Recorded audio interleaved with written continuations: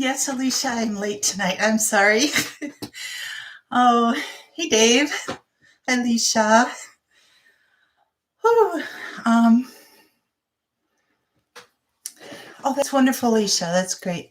Good evening. And yes, I am sorry I'm late. There I am. Yes, I am here. So how is everybody? Oh, you're hiding in the back of the room. You're in the corner, Dave, right? So good evening. It was just taking me a while to get all of my research done. So I apologize for being late. How is everybody tonight? How was your week? How was your Father's Day for those of you who are fathers?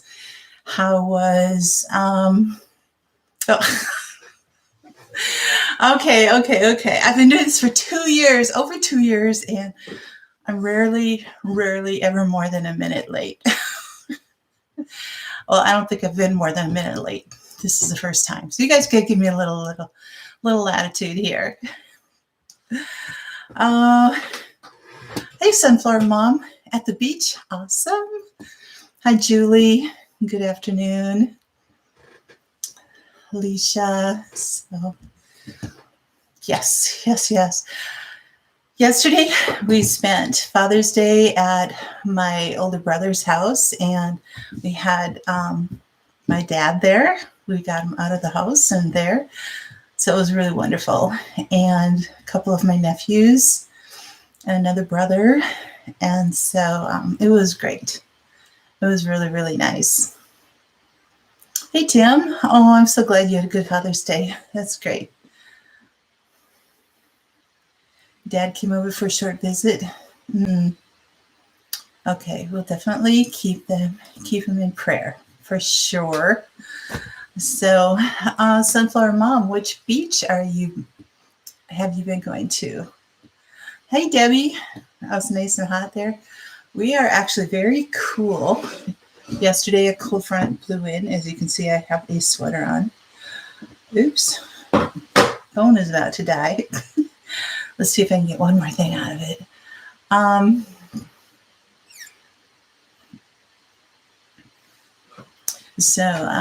Michigan Daffodil, hello. Don, hi. Kiri, hello.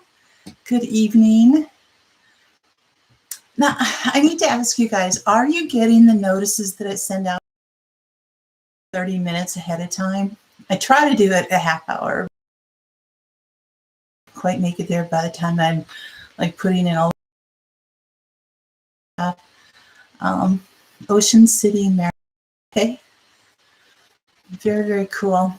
You getting remnants of the hurricane.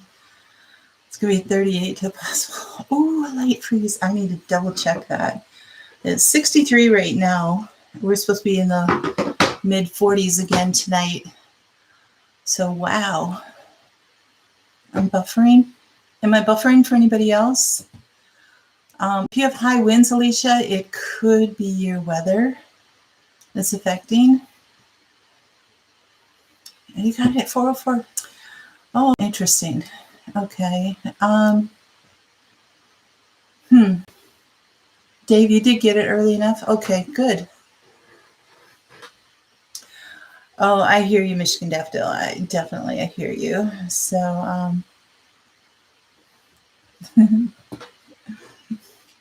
so, all right. Well, it's really, really awesome. Yeah, we've got sunshine, wind from the northwest. It's rather brisky and chilly, but yeah, it's going to be cold again tonight and then warming up. I think by Wednesday or Thursday, we're supposed to be back up to 90. So it's just like on a roller coaster here. Absolutely. Oh, I'm hiding the chat. Sorry. I did buffer just a little bit. Okay. It is pretty windy here, so that could be interfering with it too. My laptop is like 2 inches from my modem, so I know that that's not an issue right now. Connie, hello. How are you? Yeah, hormonal weather. Exactly. Oh, that would be nice, Alicia. Yeah, that would be really good. Hey, Christy, how are you? So is there anybody that was dealing with the effects of Hurricane Claudette directly? I know like around Louisiana, Mississippi, Alabama, right in there.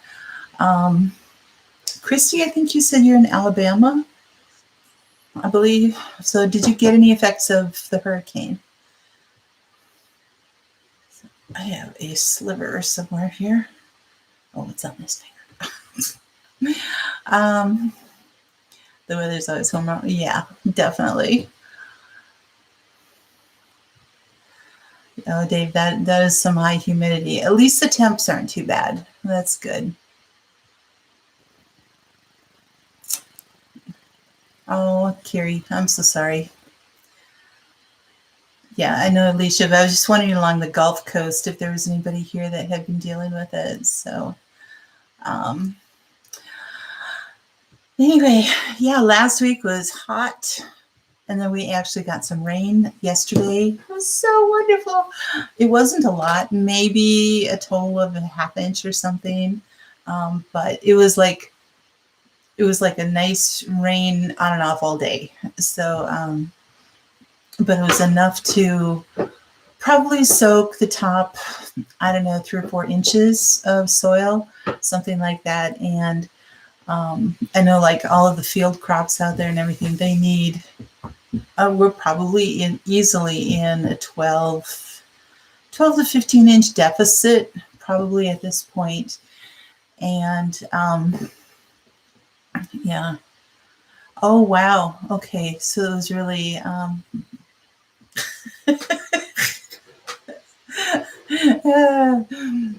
Julie's, yeah. Picked it up doing some working with some wood. Yes. Well, then that came through pretty severe then, Alicia. Absolutely. You baked some homemade granola and baked spaghetti. Oh, nice. Oh, 58. Okay. Yep. Been buffering between. Oh, I'm so sorry, Kiri. Hopefully you can watch it later. And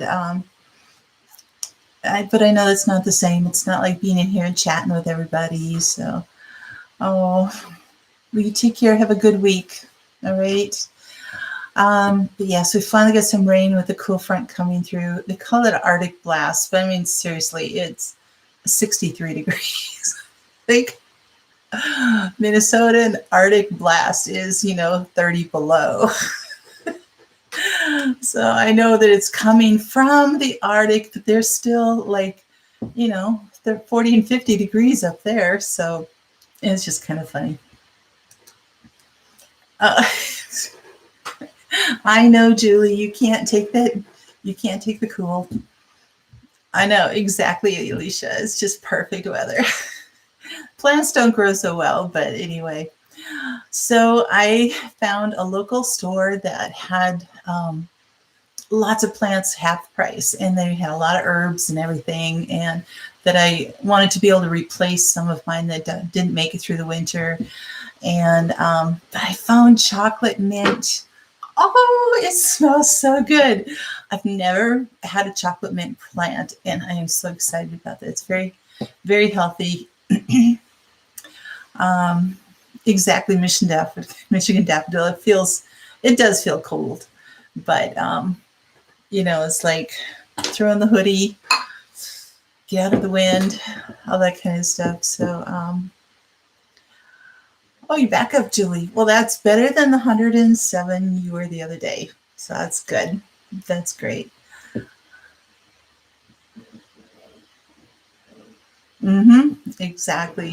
Exactly, Dave. Yep. I know. It's like my 13 years in Louisiana, I never did get used to it. When I came back here, I moved back in March of that year, April. April, I think it was March or April. And we ended up having a very humid spring and summer. And it was just like, oh, I can't stand this. It's like I just spent 13 years in this saturated air. And it was like, I couldn't wait for winter. It was so funny. Hey, Teresa. Hello. Thanks for coming in. I know chocolate mint. Exactly. Great in chilled water. Oh, that sounds good. Yeah, Julie, it was. Absolutely. I know. So even summer days that are in the 80s, it's like tolerable. It's when it's that 100 stuff. It's just too much. But we got some rain, which thank goodness, because everything was dying or on the verge of dying out here. You know, lawns and crops, and it was just really tough. So we needed it desperately. So, but yes. Did I get my hair done or my hair? No, I didn't. It was just, I just jumped out of the shower and it's wet. So it has a natural curl like this, or kind of a wave thing. So I'm sorry that I'm kind of just like not totally dried off. And oh, okay, Alicia, I don't know. There's just like my air. Yeah, I do have air conditioners. I have, I try to make things smell good around here. So. Thanks, Debbie. Oh, appreciate it. But yeah, so I got some more herbs. I got a pineapple sage. I found one. Oh my goodness, this place had all kinds of different herbs, and it was like hard to choose because I only had certain areas that I needed to replace things. And so anyway, oh, that's cool, Alicia. Last week we were talking about my mint and how so much of my peppermint died off through the winter. It just didn't make it, and which is really, really highly unusual. And I wish Dave were here, Oak Knob Farm. But anyway, I think what was happening, I was reflecting through the week as I was working out in the garden. Last fall was very, very dry. And going into the winter, it was really dry. We were in a drought last fall. And it was also at the time where my mom passed away. And so I was running back and forth. And the only thing that I could really even get done in the garden was just that last harvest, just get out there and pick everything. So even watering wasn't something that I could even do on a regular basis. So I'm thinking that the mint was, I just kind of neglected it. It was just, you think that it's going to make it through everything. But I think that it just dried up too much, didn't have what it needed. And then the winter hit and it just killed it off. So, and then the spring, we've had such a drought, and it was just, I didn't get to watering right away, thinking that I'll wait till it starts popping up, and everything. So I'm thinking that might have been what happened. But, so, and you know what, Connie, it's like hard to find things right now too. So, I was just rolling in. So cool. Excuse me. I shouldn't be inhaling my water, right? Excuse me. But yeah, yes, fog is beautiful. Sorry. I apologize, guys. So sorry. Oh, I don't even remember what I was talking about now. Oh, the herbs and stuff. And I got a couple more pepper plants because the ones that I started from seed, seed right out in the garden are, they're just not coming up. I think it just got too hot, even though I was watering them every day, sometimes twice a day. it was just way too hot and dry, and it just didn't allow the proper environment for germination. And so I'm thinking that yeah, I'm okay. I just inhaled some water instead of just drinking it. So, hi Megan, how are you doing? So things just haven't been coming up, and it's been 3 weeks since I planted those, and there's nothing coming up. So I got a couple more pepper plants. I got some red ones. They're all sweet bell peppers, so red, and some yellow ones or gold, and then yes, some green ones. So if Eli's on here at all, it's like I do eat green peppers, and I know that you said they aren't right, but that's who we do. That's what we do up here. We eat green peppers. So anyway, so I got some more of those, and then a few flowers to be able to put out and around. But things are coming up great, especially with the rain yesterday. They love that. The beans are up, I don't know, 5 or 6 inches. Things are popping up all over the garden. So it's really kind of fun. Satisfying, gratifying to see things finally coming in and taking hold. And, no matter how many years you garden, and that's like, 27 years or something for me now. No matter how many years you garden, it's like, there's still that every time you put seed in the ground, you're just like, is it going to work? Is it going to grow? I don't know. And so you kind of wait until it pops up and starts growing. And then it's like, yes. And then you watch the miracle of just plants growing and producing and fruiting. And it's just like so cool. And it's just great. So,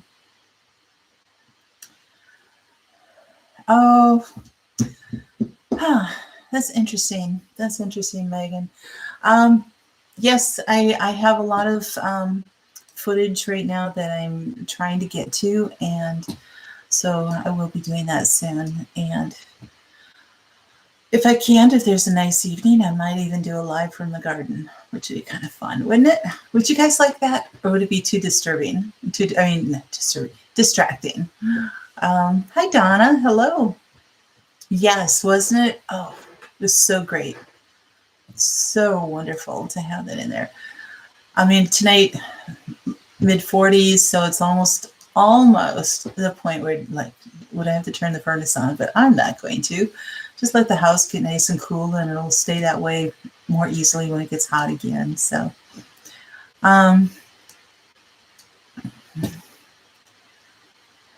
yep, Debbie, I hear you. I hear you. It's, it's like the older we get, the harder it is to really withstand that heat, and it's like, I just need to cool down. And so, yes, Donna, absolutely. Ricky, hello. Another Minnesotan. Wouldn't it be fun, Michigan Daffodil? I think that would be great. And so, so anyway, today's June 21st, which we normally consider the first day of summer, but in actual fact, the first day of summer, the actual summer solstice can shift from days because, they don't go by an exact time. They go by where the Earth is, at its zenith there and everything. So it was actually last night at 11:32 p.m. So it's actually Father's Day, June 20th this year. That was the first day of summer, or our summer solstice. And we have that as a tradition, as, yes, exactly, Ricky, as the longest day of the year, marks the onset of summer in the Northern Hemisphere, and the first day of winter in the Southern Hemisphere. So anyway, it's when the sun reaches its maximum, they call it maximum declination. So that just means that it's actually the closest, where the angle of the Earth is, the sun is the closest in anyway. I'm not going to get into that part of things, but I'm going to give like a little bit more history, kind of what some nations do, cultures do for celebrating summer solstice, different things like that. So it says modern calendars refer to this day as the first day of summer, though actually in the ancient reckoning, they actually viewed May 1st as the beginning of summer and solstice as midsummer, because that's where the sun is the highest, the closest, the days are the longest. So they figure that's the midpoint of summer, and then it starts to wane again, right? So they figure that is halfway through the season, which kind of really makes a lot of sense, right? So, so the solstice marks not only the sun's greatest potency, but as well as the turning point where the length of days, like I said, begin to wane. So many Americans actually consider Memorial Day to be like the official start of summer. I know, because that's like, it's the first long weekend, and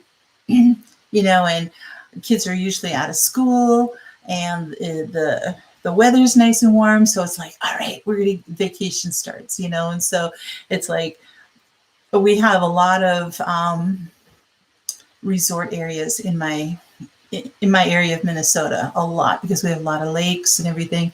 So everybody's going out to the resorts, they're going to the lake, they're going boating, fishing, all this other kind of stuff. And so that's where Memorial Weekend kind of marks that point.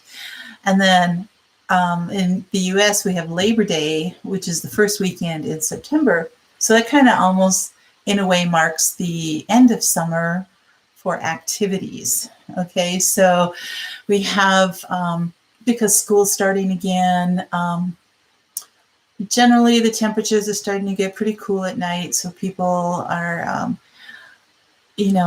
not really, going camping. Well, it's actually much nicer to go camping in September and October. My thoughts are, anyway, because it's cooler at night. But it really kind of focuses more on school. Families going on vacation, they can't leave during school. So summer is kind of that time, and that's when a lot of places are open for vacationing and all that kind of stuff. So it kind of makes sense that June 21st or the 20th would be halfway between those two holidays, and so it's midsummer. So it's just kind of neat, but it usually makes a whole lot more sense. So when we say it's summer solstice, it's like, especially when we're talking about Sweden and Finland and some of those areas up in the Arctic Circle, they call that midsummer. So on your weather channel, they say the first of the month is a meteorological start of each season. Ah, that's interesting. Usually July 5th is summer here in Western weather-wise. Yeah. Yeah, and it doesn't necessarily mean that that's going to be the hottest day of the year, because it always takes a while for the sun to reach, the heat and the rays and everything. It takes a while for it to get to the earth and to reach here. So, it's so that's usually for my area in Minnesota, we have about the third week in July is typically our hottest. I don't know what it's going to be this year, because we've already been in the hundreds, so I don't know.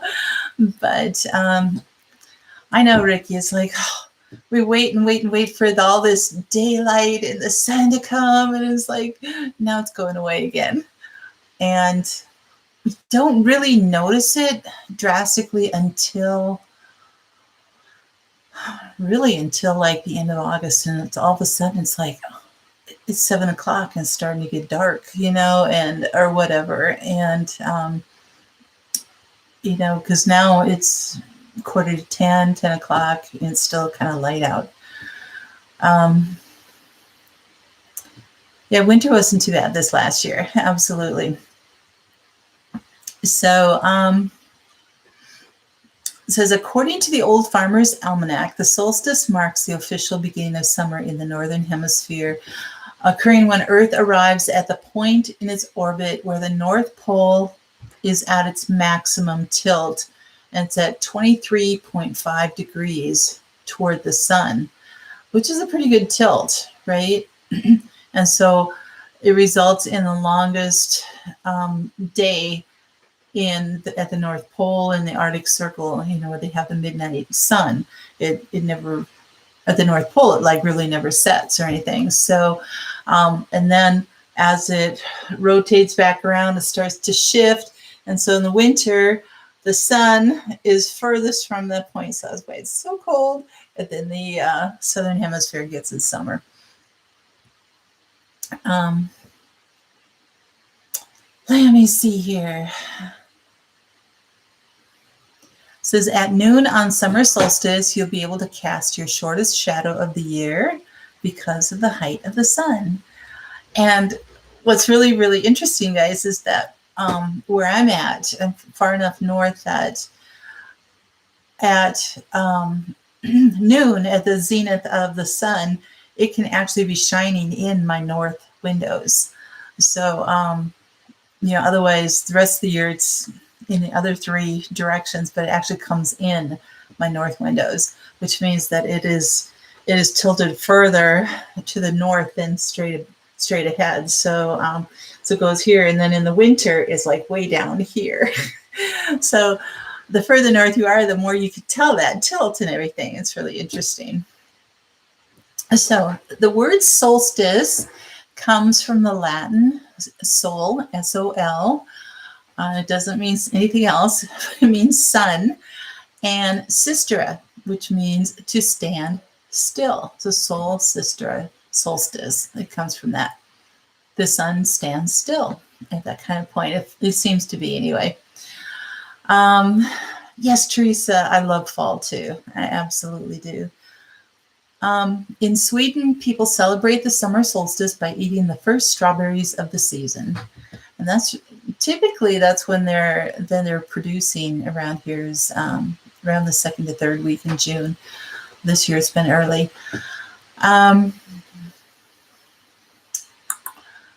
Let me see.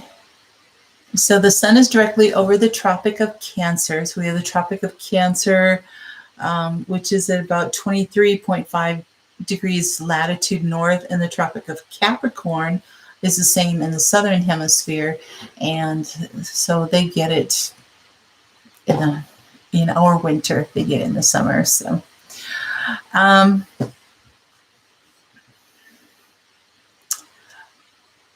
so we are, let me see. I've got like 9 pages of notes here, so I'm trying to get through so I'm not being redundant here for you guys. Yeah, continuous daylight, axial tilt. So that same summer solstice in the Southern Hemisphere for Australia and New Zealand and Chile and Southern Africa and everything, for them, it's actually between December 20th and the 23rd. So, so ours can go anywhere between June 20th and June 23rd. So, like I said, it all depends on when, well, actually June 20th, 21st, 22nd. So it'll shift on that. Like I said, it depends on when the sun reaches its northernmost point from the celestial equator. And that's per the almanac. The almanac. Hey, Connie. Oh, okay. Get into your mister. Enjoy that. Take care of yourself. I'll try not to inhale that this time. So in some of the Northern European countries, Hey, Deb, how are you? Oh, I hope you had a good time in Denver. A mister would be like a machine that will blow cold water and kind of mist it out in that way. Um, I've seen them like at football games and stuff like that when it's really hot. They have these huge things that mist everything. So,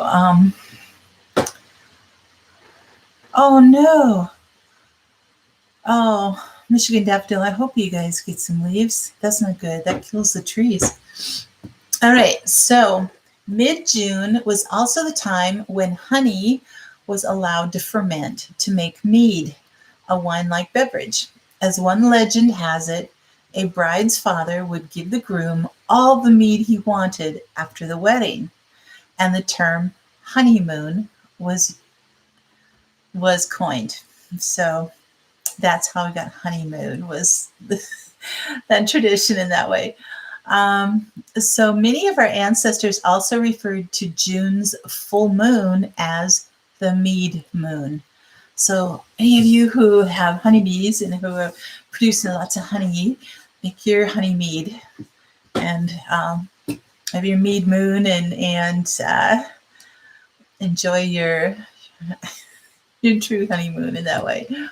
An old Swedish proverb says, "Midsummer night is not long, but it sets many cradles rocking."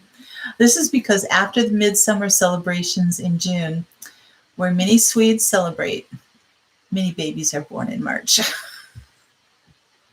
That's all I'm going to say. The bread's for others, like you're going to eat this. Yeah, exactly, Julie.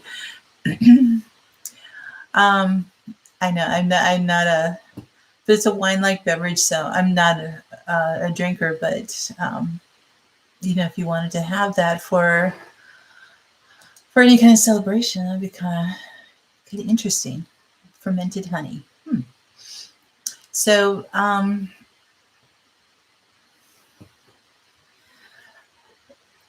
the many people would go out, like in Mexico and Ireland and everywhere else. They'd go out at midnight and have bonfires and decorate their wells with fountains with flowers and candles and all of the.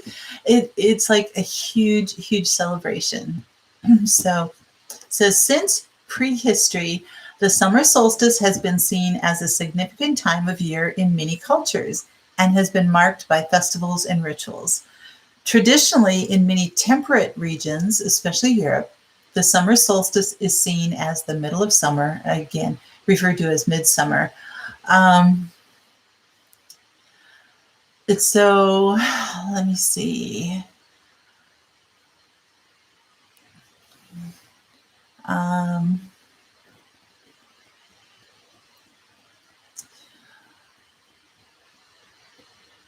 There's something about Hawaii here. Okay. Oh, in the year 2016 was the first time in nearly 70 years that a full moon and the Northern Hemisphere summer solstice occurred on the same day.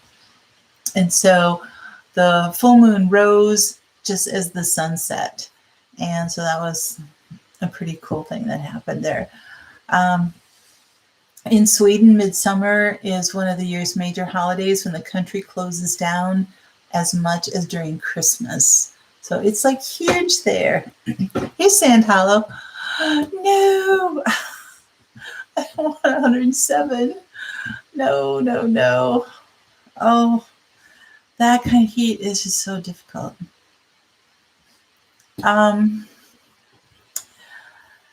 So some of the things that have some more of the things that Sweden does is that they begin their 5-week annual holiday at midsummer. And so everyone is in a hurry to get things done during the relatively short summer season, which I totally understand. I think theirs is even shorter than mine. Midsummer Eve is usually celebrated in the countryside, which means that on the day before, everybody leaves town. Everything closes and the city streets are suddenly deserted. The country's main thoroughfares, on the other hand, are normally packed. So cars stretch away into the distance, and at the end of the road, family and friends wait among silver birches in full shimmering bloom. This is not my poetic prose here. This is the article that I'm reading from.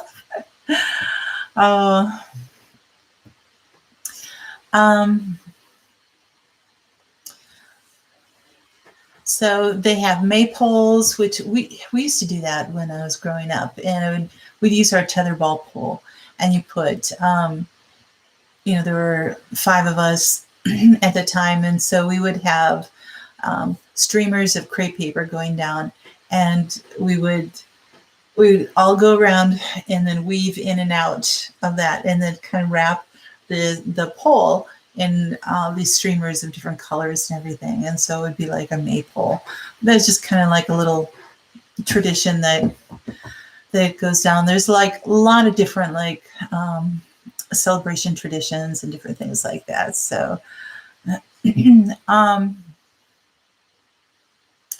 so many Swedes take advantage of it to fulfill their social obligations so that they can enjoy the rest of their holiday in peace. So it's like, okay, midsummer, let's have all our parties and different things. And then the rest of their 5 weeks, they just chill. So, which I would think that they would be doing that in the middle of winter anyway. So I don't get the whole taking off in the summer thing, but this is what they do. So if anybody knows that, if you're Swedish and everything, let me know if there's anything that you guys do. That would be great. It says, in many cases, whole families gather to celebrate this traditional high point of the summer. He said, teenagers tend to stay out of this kind of celebration and wait for the evening's more riotous entertainment. That's kind of funny. So Swedes like the world to be well ordered. So Midsummer Eve is always a Friday between June 19th and 25th. So people begin the day by picking flowers, making wreaths to place on that maypole, which is a key component in their celebrations. No, Megan, we did it on May 1st for like May Day. And we would make May baskets and put goodies in them and give them away to people, things like that. So we kind of did the May Day thing. And I don't know if that's more of an Irish tradition. I never questioned it because that's what we did. So that might have been an Irish thing. A typical midsummer menu, here we go, features different kinds of pickled herring, boiled new potatoes with fresh dill, sour cream, and chives. It's often followed by a grilled dish of some kind, such as a spare rib or salmon. And for dessert, the first strawberries of summer, again with cream. That is true. That's true, Megan, absolutely. The traditional accompaniment is a cold beer and schnapps, preferably spiced. I've never had schnapps. The smell of it is enough to get me running. Every time the glasses are refilled, singing breaks out anew. So midsummer is an occasion invested with a certain nostalgia. Deep inside, Swedes are all agreed on what it should look like and how it should proceed. So after dinner, many people still want to go out dancing, just like in the old days, preferably on an outdoor dance floor beside a lake as the evening mist settles and the sound of the orchestra echoes back from the rocky hills on the opposite shore. Get that romantic setting there. Oh my goodness. No wonder cradles are rocking in the next year. It says, ancient tradition says that if a young woman puts 7 different flowers under her pillow on the night to Midsummer Day, she will dream of her future partner. It said it probably also works for young men. Also, legend has it that the night before Midsummer's Day is a magical time for love. And during that night, many relationships are put to the test because under the influence of alcohol, the truth comes out, and it can either lead both to marriage or to divorce. So it's like, I think it would be better to kind of communicate a little bit before that instead of having to come out that way. But I guess that's the Swedish their way of doing it. So it said midsummer is a popular time of year for weddings and christening ceremonies. They still like to wed in a country church with flower-bedecked arched entrance and beautiful hymns. All right. And it says in Agrarian times. So Agrarian Era is the era of human history beginning roughly about 10,000 years ago and lasting until the beginning of our modern era, when the production of food through production of food through agriculture. What, I don't have that on the brain. I really don't. Production of food through agriculture was a central focus of many human societies, and a large number of people living in those societies worked the land. You have agricultural times. There you go. So basically, it's like everybody growing their own food. You had a whole human history of homesteaders. That's agrarian times. So during those times, midsummer celebrations in Sweden were held to welcome summertime and the season of fertility. So in some areas, people dressed up as like green men. They were like ferns and stuff like that, talking about the agriculture and the different things that would come. They also decorated their houses and farm tools with foliage, raised tall, leafy maypoles again, and said as early as the 1500s. Hey, Mark. Hello. Thanks for coming in.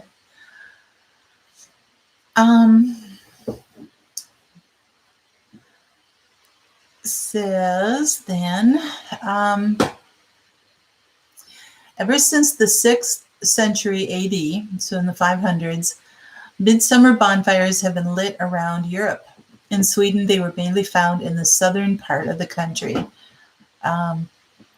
Young people also liked to visit holy springs where they drank the healing water and amused themselves with games and dancing.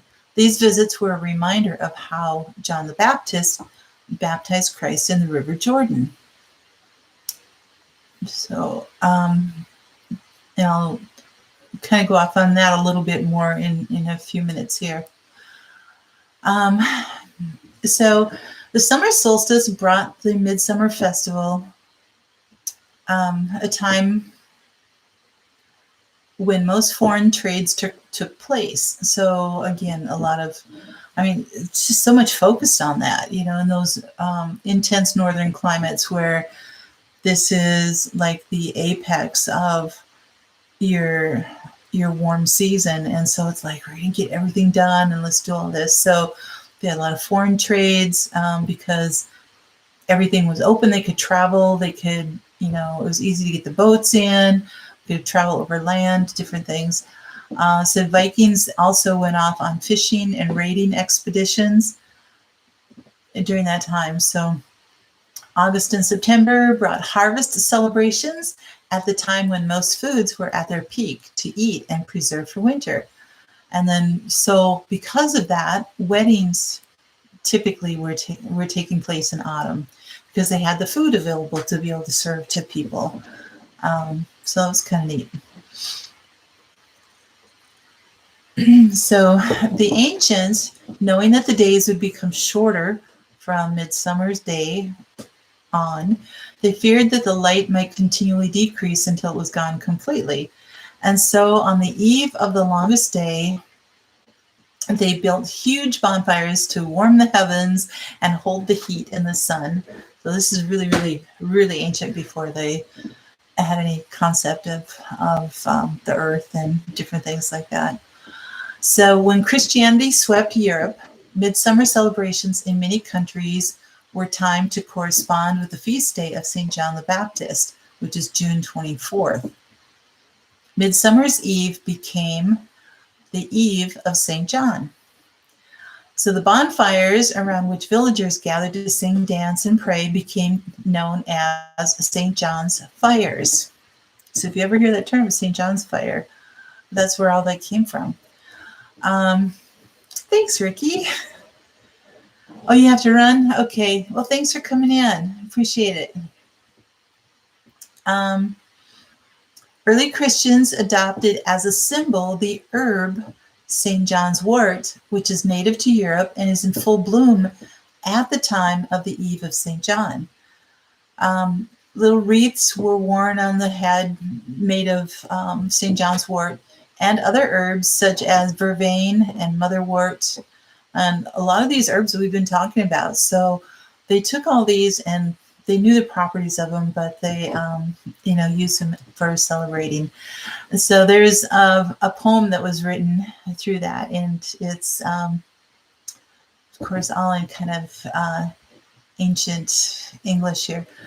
Then doth the joyful feast of John the Baptist take his turn, when bonfires great with lofty flame in every town doth burn, and young men round about with maids do dance in every street, with garlands wrought of motherwort, or else with vervain sweet. So I don't think we've talked about St. John's wort yet.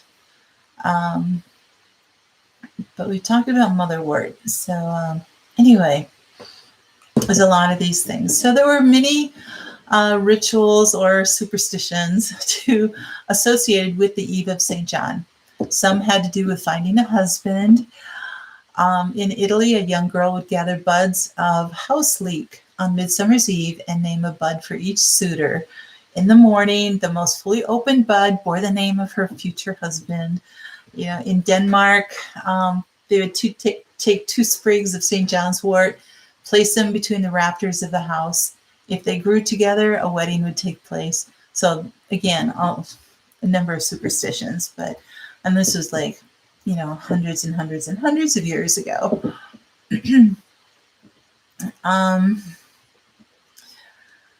Okay. I did blue vervain. Not sure exactly. It's probably been a couple months, I think. But I did Megan. Absolutely. We have a full moon on the 24th. Ooh, okay.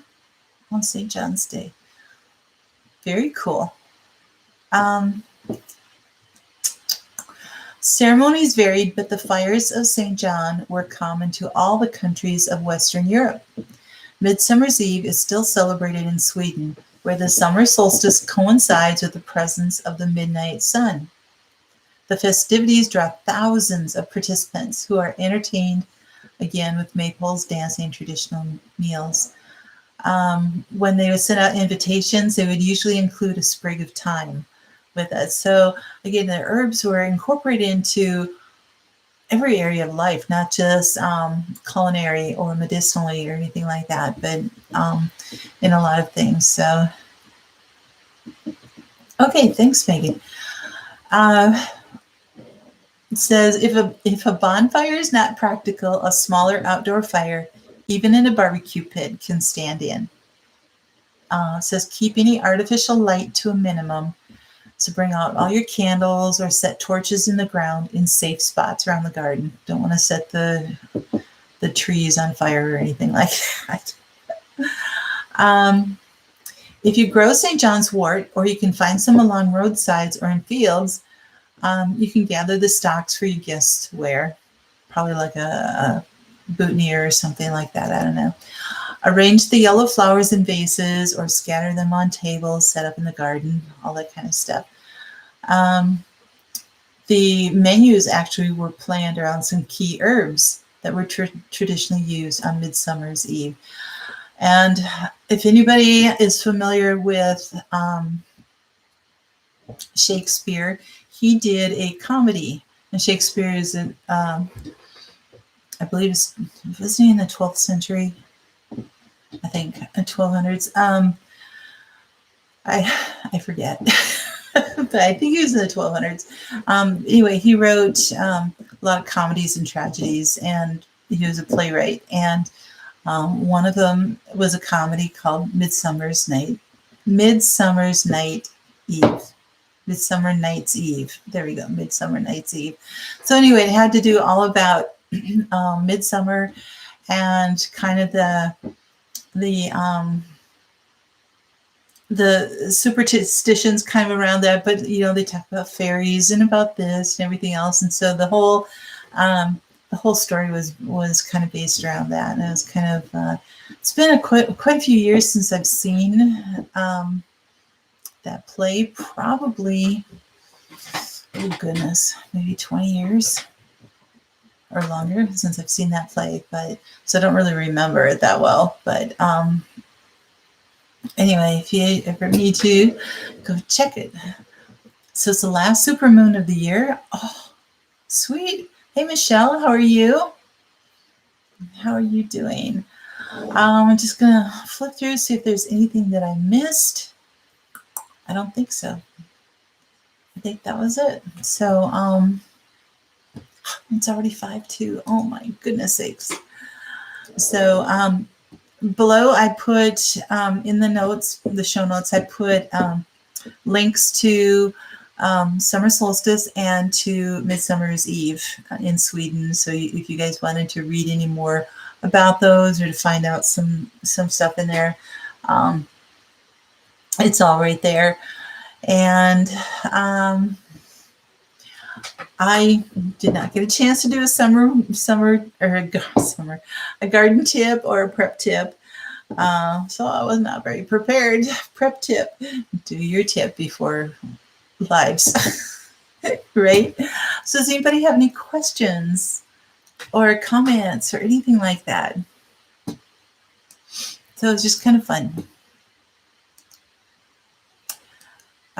Because we have these things and we're so wrapped up in our modern day stuff that we don't realize where things even come from, sometimes. And thank you, Julie. And so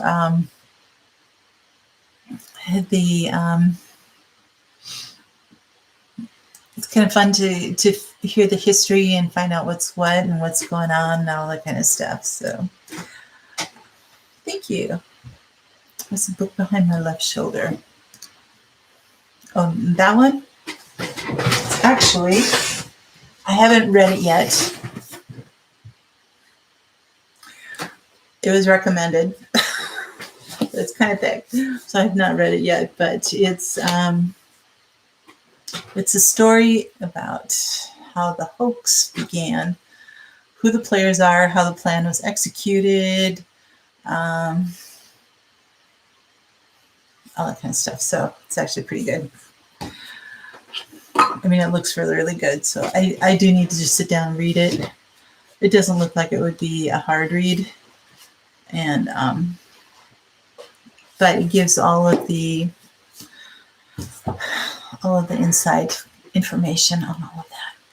So I will read it and see if I can recommend that to you guys. But thanks for asking, Deb. That's great. Oh, you guys are welcome. You're very welcome. So anyway, well, I hope you guys have a great week. Yeah, we're supposed to be up in the heat again later on, but I am working on, it's like the year where everything is kind of falling apart outside.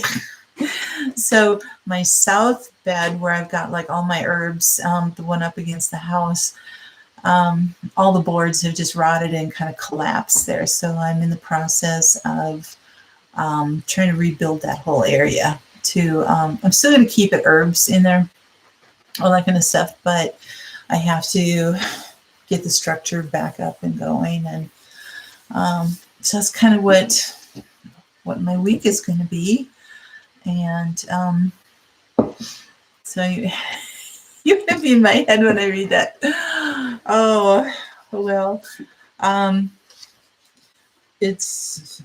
don't remember. I'll have to figure out where I got it from. I'm not sure I think it was like a direct purchase from an organization that was interviewing. It's written by doctors that was interviewing these doctors, and because I don't think you can find it on Amazon or anything like that. So anyway, yes, I'm trying to get to that, Debbie. I'm definitely trying to get to that. It's just been so much work.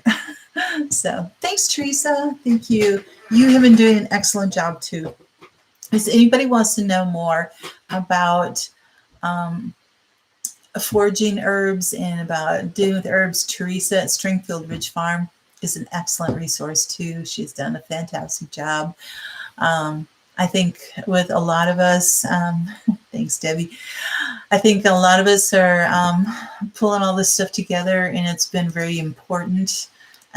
Just coming from different, a little different perspectives, where there's like so many herbs that not one person can cover them all, first of all, but kind of more what's growing in your area, what we can do with them, all that kind of thing. And Teresa has great ideas about it and different things. And so, yep. Michigan Daffodil, absolutely. So, all right, you guys, we take care and have a great week. And Stivers are not on live anymore at this point. So they said maybe next fall or winter something that'll be different. But right now they've just got so much going on that they're not going live. I know Lisa at Sutton Stays is going live. Two Family Homestead is going live. I believe Freedom Homestead will be live in another hour. So there's some other lives coming up. But I appreciate you being here. Thank you so much. You guys take care. God bless. Always have a great week, and always have hope. Bye-bye.